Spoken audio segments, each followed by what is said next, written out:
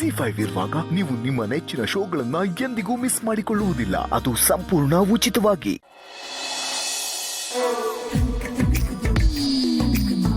ಆಮೇಲೆ ಹಗ್ಗು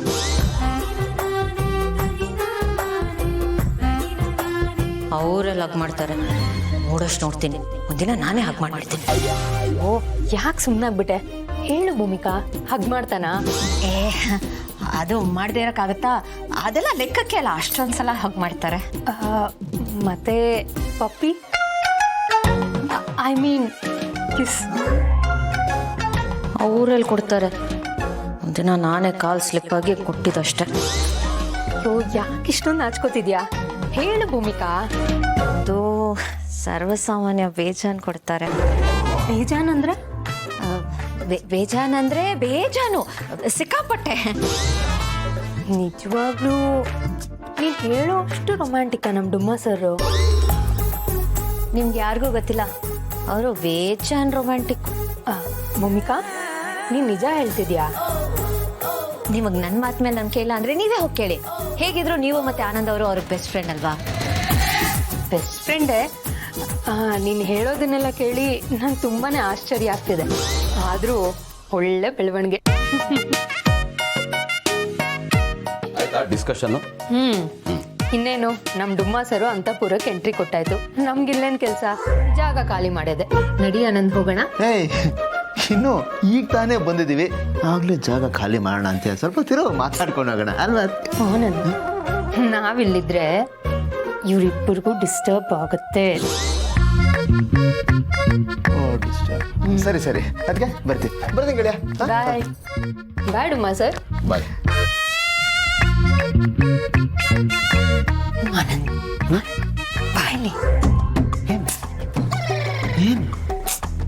ನಾವಿಬ್ರು ಚೆನ್ನಾಗಿದ್ದೀವಿ ಅಂತ ಭೂಮಿಕಾ ಹೇಳಿದ್ಲು. ಓಕೆ, ನಾನು ಅದನ್ನ ಚೆಕ್ ಮಾಡಬೇಕು. ಹೆಂಗೆ ಚೆಕ್ ಮಾಡೋದು? ಬಾ ತೋರಿಸ್ತೀನಿ. ಕೇಳಿಸ್ಕೊ.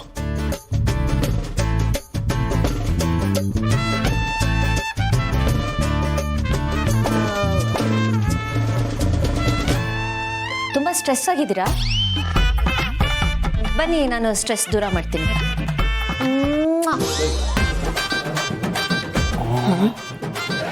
ಚೆನ್ನಾಗೇ ಇದ್ದಾರೆ.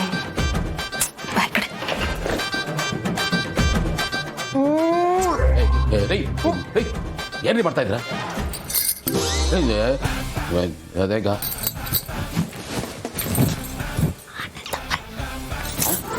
ಆನಂದಪ್ಪಣ್ಣ ಇನ್ನೂ ಹೋಗಿಲ್ಲ, ಡೋರಾಜನ ಇದ್ದಾರೆ.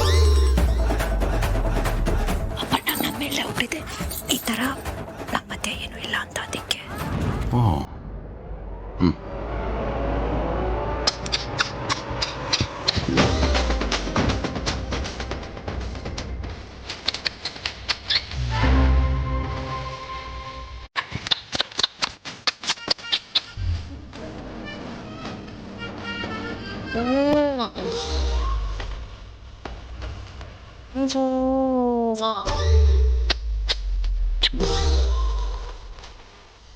ತುಂಬಾ ಚೆನ್ನಾಗಿದ್ದಾರೆ ಕಣೆ. ಇರ್ಬೇಕಾ? ಬೇಡ.